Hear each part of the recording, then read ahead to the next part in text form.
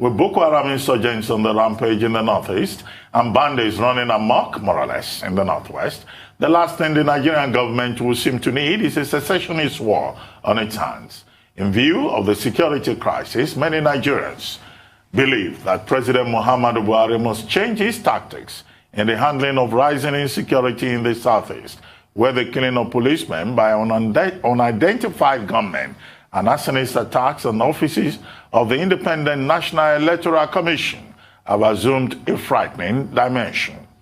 As we explore alternative measures in response to the tension in the southeast, Senate Minority Leader Senator Enyinnaya Abaribe is here with us from our Abuja studio to discuss what needs to be done by government and other stakeholders to nip the regional crisis in the bud.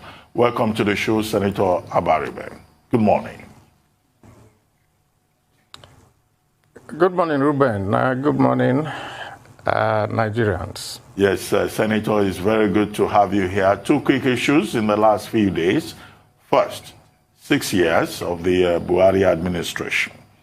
The minority caucus in the House of Reps issued a statement through, I think, Honorable Nnamdi Ilumelu to say that the House of Reps minority caucus disagrees with all the achievements of the administration that have been publicized by Femi Adesina and Minister of Information, Lai Mohammed. What's the position of the minority caucus in the Senate? I don't think I've read anything about that, although I've seen a statement by the PDP in that regard. And then what do you make of the situation in the Southeast? The lockdown, the role of IPOB, and the response by the federal government. Those two issues in the last few days. Well, let me say, first of all, that the minority caucus in the Senate are on the same page with the minority caucus in the House. We actually worked together, and when they were sending out that statement, they sent it to me, and I reviewed it, and I told them that we're on the same page with them. So you can make the assumption that we also in the Senate minority caucus do not agree with the federal government on the purported achievements. With regard to the what's going on in the Southeast and the response of Mr. President. Ruben, let me just say this. Well, somebody was discussing with me and said, why don't we tell Mr. President something, that the language that the Igbos understand, that we can let him know the language. And I want to share it with Nigerians. The language that Igbos understand, actually, is Abaribe Obiadeyama. In the days when we had polygamy that is rife, when you treat every wife the same way you treat all of them, they will be happy. In other words, treat me as you would want to treat every other person. It is this imbalance in treatment, this unjust treatment of people, that is leading to this whole I would say, response by violence. But I can say one thing. The Southeast Caucus, both in the House and in the Senate, we issued a statement a couple of days ago. And what we said was that we totally condemn the violence that is enveloping us in the Southeast. None of us supports the raging violence there, the killing of policemen, the destruction and the burning of government offices, INEC, courts, and so forth. None of us supports it. We know, and we know that you can only get what you want by negotiation, and that you're not going to get it through a violent means. But another thing that we also know is that the response that we're getting from the federal government does not seem to us to be a response that is calculated to douse tension and bring peace. When you threaten to visit on people depredations of a civil war, what type of message are you sending out? We expect Mr. President, as the father of the nation, to be able to embrace everybody. But you see, we have always seen this pattern. And this pattern is that it doesn't matter what happens elsewhere. Anytime anything happens in the Southeast, it is when the president comes out and with this and says, we will crush you, we will do this, or we will do that. And we think that that is not not a way to go.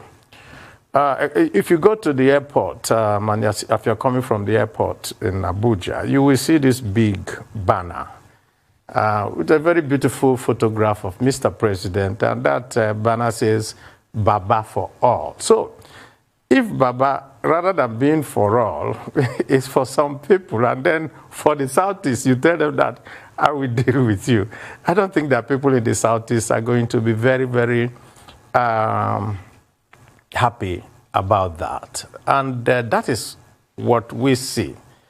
As for the root cause of what is leading to all this, we have consistently said it over the years, and that has always been that the root of everything is justice. If you do not give people justice, the impression will always be created in the minds of those from the Southeast that they are being seen as people from a different place. Let's just put it that way. Because I remember that when we started shouting about the incursion of the herdsmen, the killer herdsmen coming into Nigeria, and coming down south to the Benue Plateau, and there's so much killings and all that. And we continue shouting, this, what's going on? And we were always being given very different reasons for which we should accommodate foreigners. And we couldn't understand it.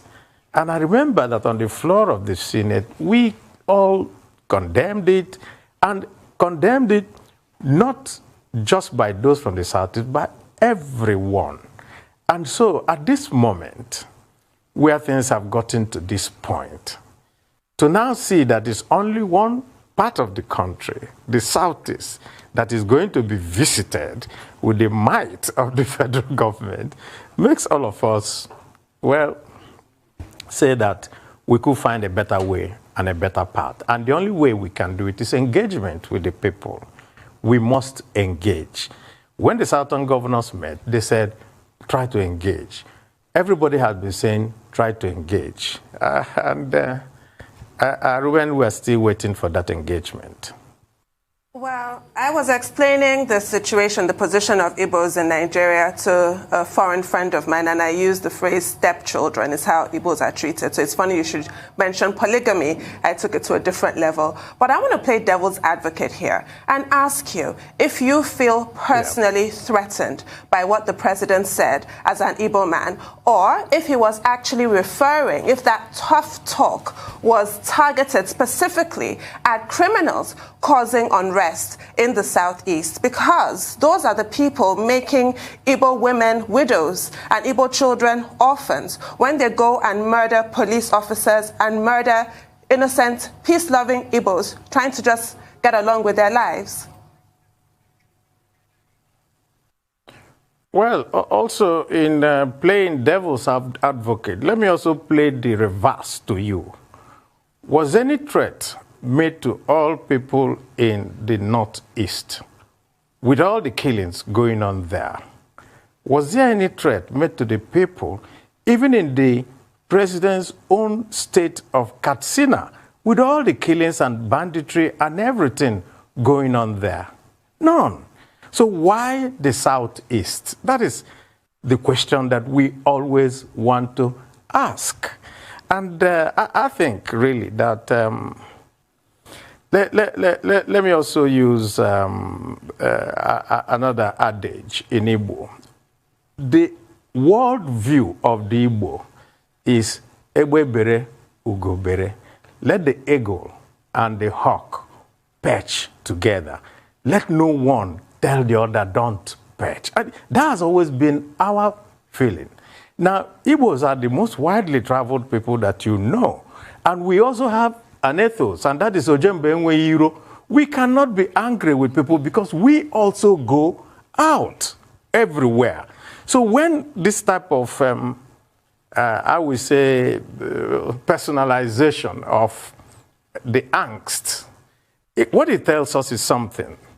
And with all due respect, it just makes every Igbo feel, including myself, that somehow, when there's a big problem in Nigeria and you need to resolve it, use the Igbo head to resolve that problem. That's that. But let me tell you one other thing that I'm very, very happy about.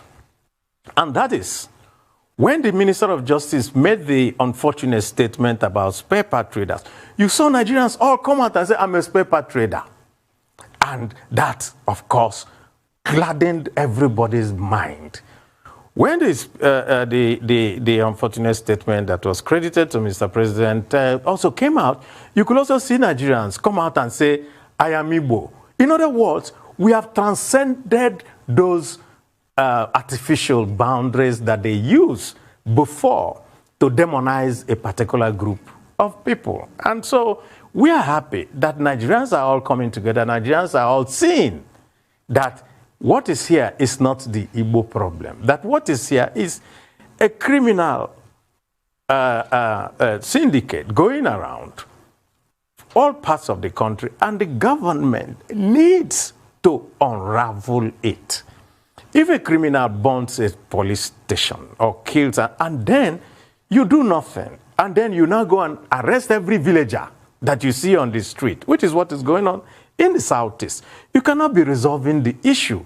What you're actually doing is that you're letting everybody know that it is us versus them, which is not a very good way of building unity in the country.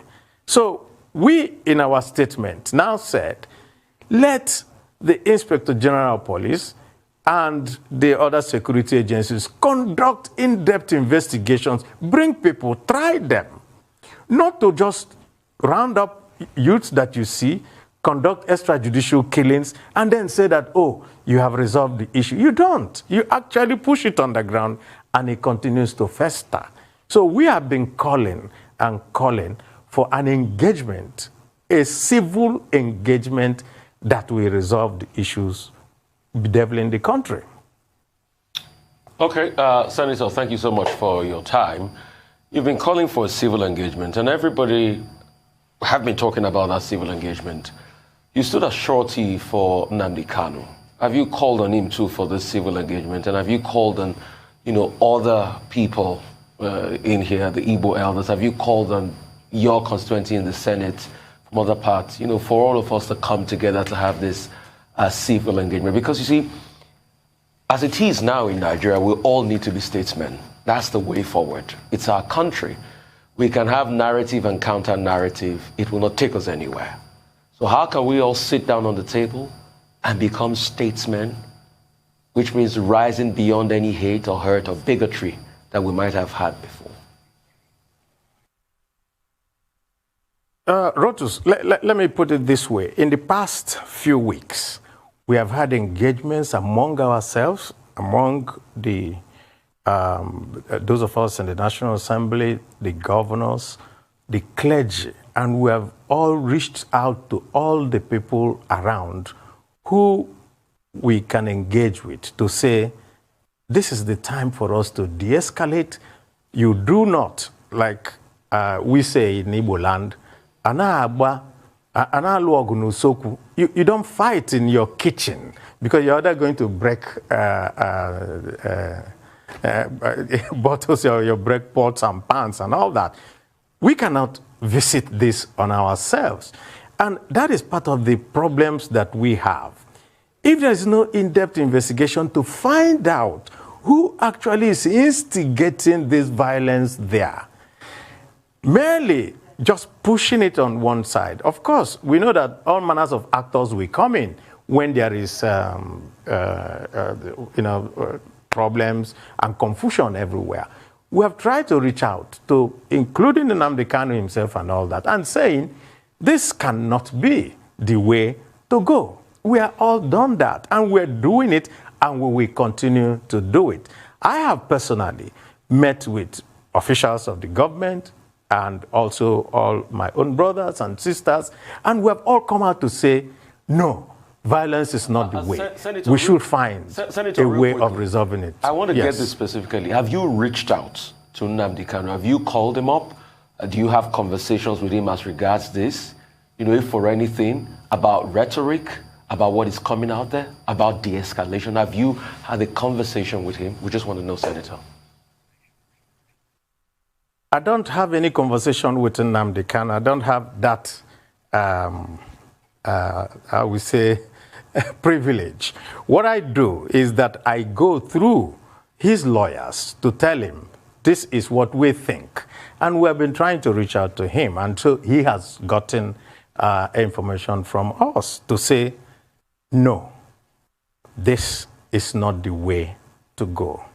We also, look, the people who die, they are also fathers, mothers, brothers, sisters of people. People who get killed, they also have widows, they also have children, they have, and when people get killed, I don't really look around to know whether the person is Igbo or Ijaw or whatever. All manners of people get killed, and that cannot be the way forward. And we have done so. Well, Senator, very quickly, people are already reacting to this conversation we are having with you, and I've seen one or two comments here. But first, one concern is that, yes, you are saying that the president is targeting the Southeast, but somebody sent in a message saying, but it is precisely in the Southeast that you are having a lockdown enforced by non-state actors. It is in the Southeast that you have had majorly attacks on INEC facilities and cases of assassination and indications of anarchy, that should the president just fold his hands. And in any case, somebody also sent a message that you should be asked the question that, look, Senator Abaribe, yes, you stood surety for Nnamdi Kanu, 500 million naira bond. And that person who sent that message was asking, have you paid that bond? But my own question now, after reacting to those reactions, my own question is this. In January 2020, a year ago, you called for the resignation of President Muhammadu Buhari. You argued on the floor of the Senate that his inability to deal with the security situation in Nigeria had reached a point that he should resign.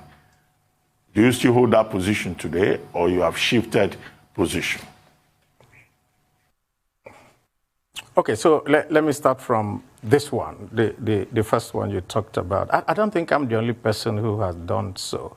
Even people from, I think, the Northern Elders Forum or whoever, I saw them, people from the West, people from everywhere, have come and said, resign. I think that attributing it to me is no longer, you would just say that I foresaw that there was a difficulty in doing the work of, what is actually the work of Mr. President.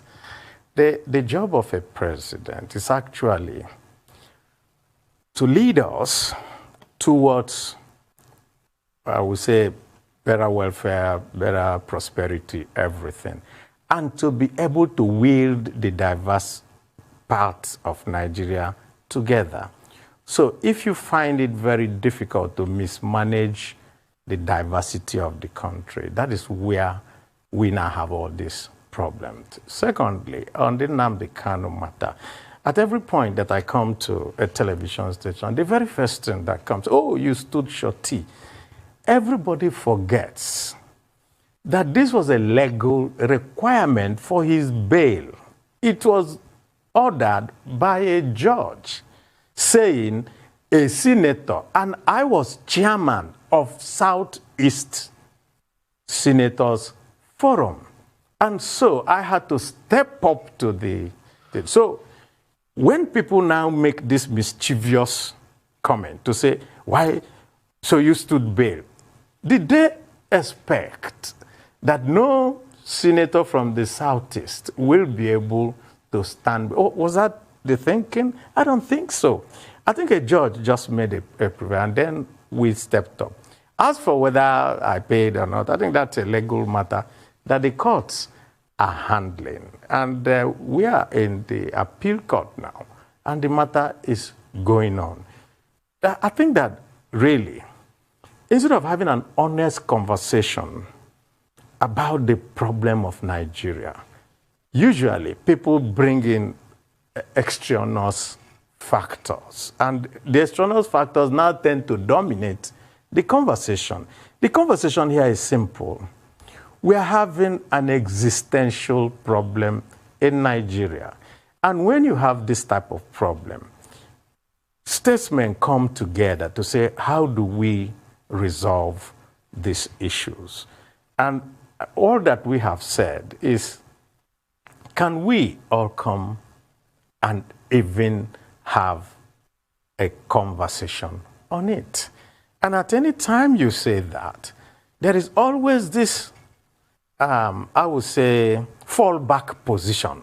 And the fallback position comes from the fact, this is my own thinking, that there is a rush to protect Mr. President from anybody asking any question, as if it's not a constitutional democracy. That is just the point.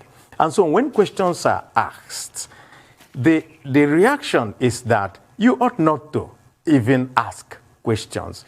If we had a monarchy, maybe that may have been better. But I'm the minority leader of the Senate, and automatically that confers on me the fact that I should be able to question the policies of government, the direction of government, the way that the president conducts the affairs of the government. That is my role. And when you try to do that, what you now see is all these brickbats coming from right, left, and center. That is not a democracy. A democracy means that you should be able to say, this path that we're going is not the right path. I think that there's an alternative path we can go, and you can try to go through that alternative path, you know. And I don't, I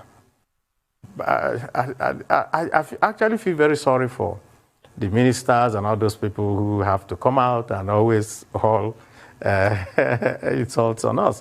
The reason is that they have to also protect their jobs. And so they think that doing their job is by making sure that nobody talks. So we now have a situation where some people feel that we should be the three monkeys, deaf, dumb, and blind. That cannot be. I'd like to specifically raise the issue of the fires, the arson attacks on INEC offices and facilities in the Southeast in quick succession. You know, it's clearly an attack on our democracy at a time where it's hoped now more than ever that a critical mass will be reached for an Igbo, well, a president of Igbo extraction, as they like to put it, in the media. Do you have any insights into the perpetrators and their motives? Well, somebody has suggested, suppose these attacks being done in quick succession in Igbo land is meant to scuttle the proposal for an Igbo presidency. I hope you can also look at it from that perspective. So we don't know. And what we have been saying, and which I said that we first condemned, and we said try to fish out some people, try to investigate, try to hold some people, and now do a thorough investigation, bring them out, and then we know who is doing this, who their sponsors are, and why they are doing it. Every point that we see is, oh, something has just happened, and then there's a blanket statement saying, oh, it is this set of people. Yet, none have been gotten and tried. Civil engagement, civil rule says investigate, apprehend, and try the people. That will unveil this seeming thing going on. And I don't think that there is any Igbo man that will support the burning and the descent of INEC office. Nobody will do that. I do not. And I know that my colleagues don't. We have spoken with each other, we have discussed it, and we have all come out. And we have been talking, and we are still talking with everybody around about that. And what we do is this. We don't do investigations. We continue to call on the authorities that do the investigations, the police, the DSS, and all that. Can you get these people and make sure that they are tried? That will now unravel all these plots going on. There are so many conspiracy theories, and one of it is just what I told you. Suppose it is meant to make sure that when our people come out and say, we want to be president, how can you be president when you people have been making sure that there will be no elections in your place? So, I mean, we don't know. And I have to tell you, Tundu, we want answers too, just like you want answers. Still speaking and sort of like segueing from where Tundu stopped, Dr. Eziefe, former governor of Anambra State, was here yesterday, was on this platform, the Arise News Night, and he kept on saying that the attacks going on is to discredit people from the Southeast. That was the slant of his conversation yesterday. And somebody wonders, like you say, there are many layers to it. Could it even be political? Why is it that there's a concentration of this in Imo State, all of a sudden? Some people are even asking, is this not the same Imo State that Ihedioha was there for quite a while? It was peaceful as anything, and all of a sudden, a new governor comes in, and there's contestation.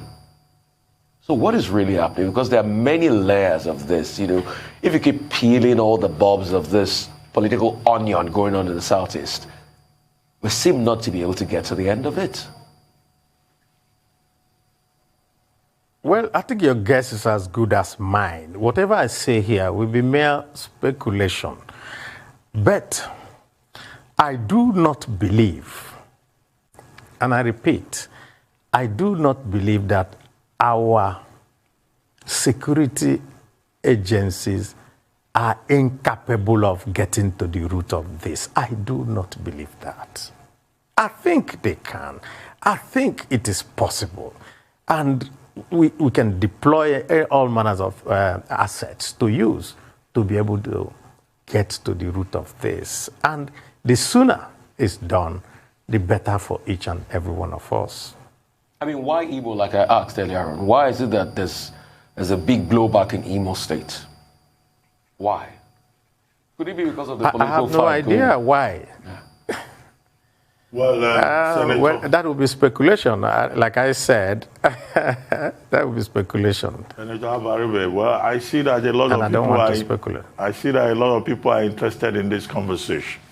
Someone just sent me another message now and said, well, you were very critical of President Buhari's statement yesterday, but that you need to be reminded that the president also much earlier, before now, declared a shoot-on-sight order against herdsmen in the northwest and bandits in the northwestern part of the country. I don't know what you say to that, but from the comment you just made, are you suggesting that the violence in the Southeast is state-sponsored? Because you kept talking about conspiracy theories. So are you saying that it is state-sponsored?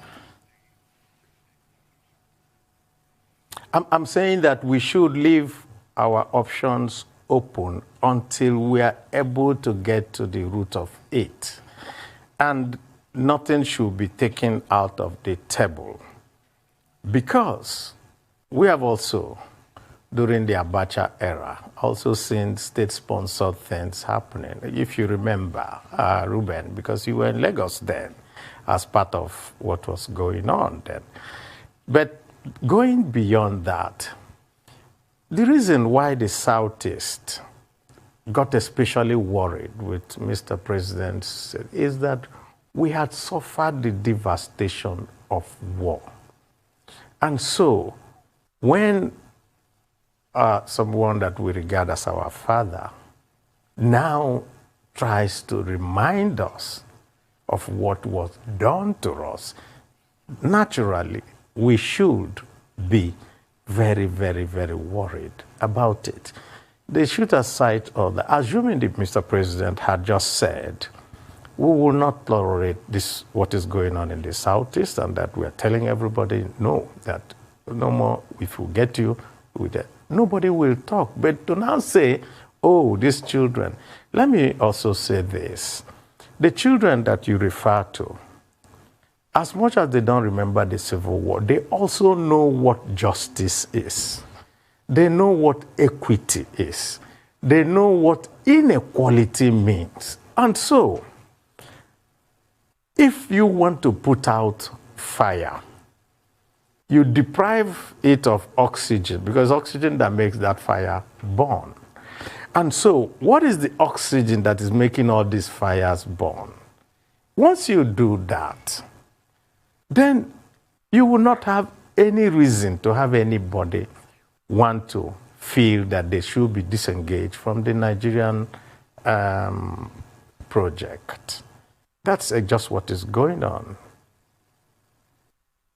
Yes, indeed. Now, if we have a distant paterfamilias, what about your siblings, your brothers in the Southeast? I made this point on the show a couple of days ago, that why did the Southeast governors fail to sort of fill that gap left by the federal government? As far as I'm concerned, something like the Biafra Remembrance Day should be a federal holiday.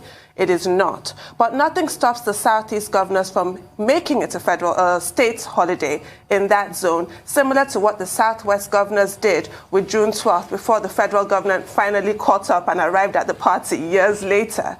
Why has that not happened? Because nature abhors a vacuum. What the governors failed to do, you have a person like Nnamdi Kanu, who then stepped up to the plate and did it, and then issued a death threat to whoever, flouts the stay-at-home order, which we all know is not ideal. What is the role of the Southeast governors in fostering this sense of harmony and sense of belonging and sense of dignity, quite frankly, in the Southeast region? Tundun, there's a saying in our place that says, that when you wake up, it's your morning. At the end of this program, yesterday. Sorry to interrupt you. At the end of this program, I'm going to do an index of all the Igbo proverbs today. Because this is about the sixth one. But it's okay. Please carry on. Yesterday, I read somewhere the chairman of the Governors Forum, Dave Umahi of Ebonyi, saying that they will now start to celebrate the May 30 the celebrations in honor of those who died during the war. So now that he has said it, I'm sure that it must have been a conversation among the governors, and they're probably going to do it. They may be coming late to the party, but they're arriving there. Right. So real quickly, I want to talk a little bit about Igbo presidency. Is that still on the card? Because at the start of the year, before this violence, the conversation was on Igbo presidency, permutations here and there. All of a sudden, it's about violence now in the Southeast region. Is Igbo presidency still on the card? What are the conversations going on that we don't know about Igbo presidency? What are the possible candidates? Who are we looking at? How is this talk across the Niger going on? Are these candidates meeting people from the East? Could it be a Mogalu? Mogalu came out and said, I'm putting my heart in the ring yesterday. He's an Igbo man too. Could it tilt towards Mogalu? Because if you talk Igbo presidents now, the only person I'll say I've seen is Professor Mogalu, because he's declared. Well, let's just put it this way. We belong to political parties. I belong to a political party, the People's Democratic Party. And there are ongoing conversations within the party. But let me address what you said about this violence and Igbo presidency. Look, Katsina has far more violence than the Southeast combined. Yet, we have a president from there. So when people start to make all this, we just say, what do you mean? They are just pockets of violence all over Nigeria. Does that mean that the president will not come from somewhere? So for anybody to make that argument, oh, there's violence there and therefore you should not go there, where is the place where there is no violence? None. So that is not an argument against it. What I know is that talks will go on within parties. When the parties now go for their conventions, those who want to be president will come, and then they will sell their ideas, and then they will, somebody will be chosen. I think that what we as Igbos ought to do, and which some of us are doing, is to engage all the actors within our parties and be saying, we think that this is the best way to go, to be able to assuage everybody's feelings and all that. And I think that Ezife, in his intervention, not just here, also in TVC News and all that, because it was the TVC one that I saw, yeah, and he continued to say, well, resolve this issue to help us feel, Senator.